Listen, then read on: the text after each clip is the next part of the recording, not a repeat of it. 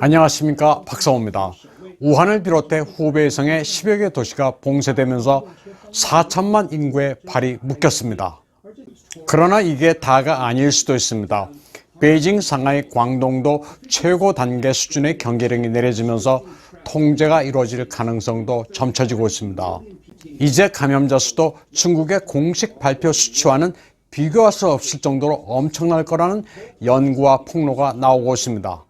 영국 랭카스터 대학, 글라스고 대학, 미국 플로리다 대학 등은 중국이 발표하고 있는 감염자 수는 실제 5.1%에 불과할 거라는 연구 결과를 발표했습니다. 우한 현지에서 나오고 있는 일련의 폭로에 따르면 감염자 수는 대체로 10만입니다. 한커우의 한 의료진은 우한 폐렴 감염자가 9만 명이나 된다고 말했습니다. 그리고 감염자가 제대로 격리되지 않으면 한 명이 14명에게 바이러스를 옮길 정도로 전염성이 강하다고 말했습니다. 그러면서 사람과의 접촉은 무조건 피하라고 촉구했습니다. 또 다른 의료진은 TV에 나오는 것보다 상황이 훨씬 공포스럽다. 의사들이 주장하는 감염자 수는 10만 명이다. 의사들이 진료해야 할 환자가 너무 많다. 집에서 잘 몸조심을 하라. 지방 정부를 믿지 마라. 각자 도생하는 수밖에 없다고 절규합니다. 후베이 항티엔 의원의 후디엔뽀란 의사는 실명으로 후베이성 정부가 물자가 충분하다고 거짓말을 하고 있으며 지금 정부는 안 된다.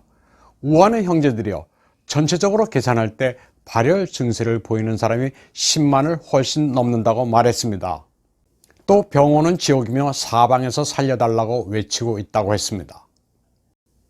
지금 우한에서는 2차 변종 바이러스 증세로 쓰러지는 사람이 속출하고 있습니다. 지하철은 물론이고 병원 복도에 사람이 누워 있습니다. 주저앉아 일어나지를 못합니다. 이를 지켜보는 사람들도 공포에 떨고 있습니다. 병원 복도에서 의자가 넘어가 누운 사람도 보입니다.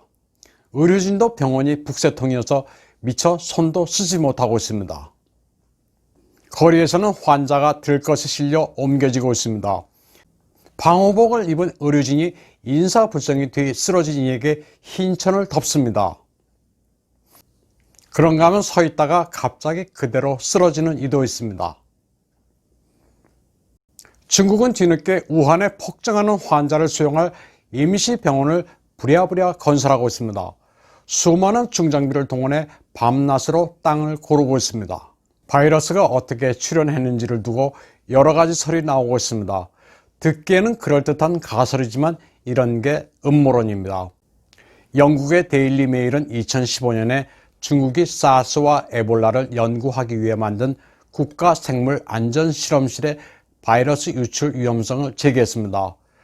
그리고 이 실험실이 화난 해산물 시장과 20마일 거리에 있다고 했습니다. 이를테면 실험실에 있던 야생동물이 사람에게 바이러스를 전파했거나 탈출하는 경우, 그리고 이 동물이 해산물 시장에 팔렸을 가능성을 들어 사람들은 음모론을 제기하고 있습니다. 또 중국이 인구 통제를 위해 코로나 바이러스를 고의로 유출했을 수 있다는 황당한 가설을 제기하는 이도 있습니다. 그런가 하면 미국이 중국인의 혈액에서 추출한 DNA로 중국인만을 겨냥한 유전자 무기를 개발해 퍼뜨렸다는 음모론도 있습니다. 그러나 이런 음모론은 가설일 뿐 딱히 증거가 없습니다. 우한에서 왔다고 하면 병균을 옮기는 매개체로 취급받습니다. 마스크를 착용한 검은 옷의 여성은 호텔 종업원인데 한 남성이 자신을 저주하면서 불손하게 대했다고 고함을 치자 여성도 물러서지 않습니다. 우한에서 온 손자가 허난성에 사는 할아버지 집에 찾아가 먹을 것을 달라고 하지만 할아버지는 가가호호에 지침이 떨어졌다면서 집으로 들이지를 않습니다. 할아버지는 손자에게 밖에 서 있으라고 하더니 창문을 통해 먹을 것을 던져줍니다. 우한 폐렴 전파에서 특히 주의할 점은 제대로 증상이 드러나지 않는 비전형 스타일입니다. 구토와 설사는 하되 발열이나 기침이 없는 경우가 있습니다. 보통 소화계통은 메스꺼움, 심혈관은 가슴 답답함, 신경계통은 두통, 안과는 결막염의 증상이 있습니다. 하지만 독감과 다른 증상은 콧물이 흐르지 않고 어린이는 잘 감염이 안 된다는 특징이 있습니다. 타이완에서는 방송에서 이렇게 증상을 친절하게 설명을 해줍니다. 그리고 해열제를 먹고 검사를 통과하면 최고 15만 타이완 달러의 벌금에 처해진다는 점도 덧붙입니다. 타이완의 수전창 행정원장은 우한 폐렴 예방을 위해 반드시 마스크를 쓰라고 당부하면서 마스크의 중국 수출을 금지했습니다. 일단 타이완의 수요가 너무 많으니 이를 충족시켜야 한다는 겁니다. 그러자 중국을 조국이라고 부르는 친중 방송인 황지신이 민진당 정권은 양심이 없다고 공격했습니다. 인도주의도 무시하는 냉혈한이라고 비난했습니다. 그러자 수전창 행정원장은 우리가 살아야 남을 도울 게 아니냐. 사태가 이렇게 된 것은 중국이 사실을 은폐하고 제대로 통제하지 못한 때문이다. 또 중국은 WHO에서 타이완을 줄곧 배제해왔다고 받아쳤습니다.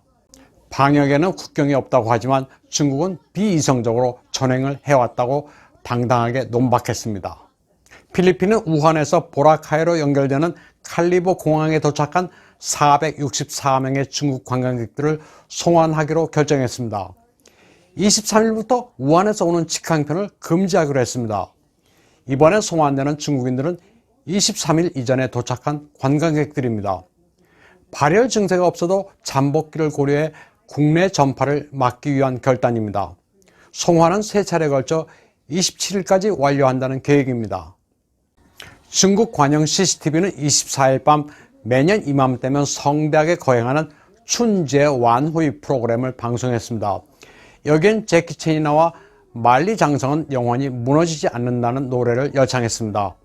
하지만 흉흉한 민심을 고려해 순차 라이브로 진행했지만 이 시기가 축제에 맞는 태평성대냐는 비판이 쇄도했습니다.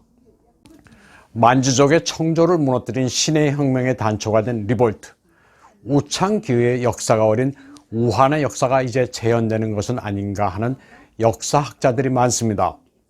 중국은 철저한 내수 붕괴와 민심 위반, 지도부의 갈등 조짐, 실속 없는 패권 경쟁에 지나친 자원 투자로 이미 금이간 중국몽의 우한 바이러스가 마지막 결정타를 날리고 있습니다. 미시적으로 살펴볼 부분들이 너무 많지만 중국의 운명, 그 큰 그림은 보이고 있습니다. 오늘 방송은 여기까지 하겠습니다.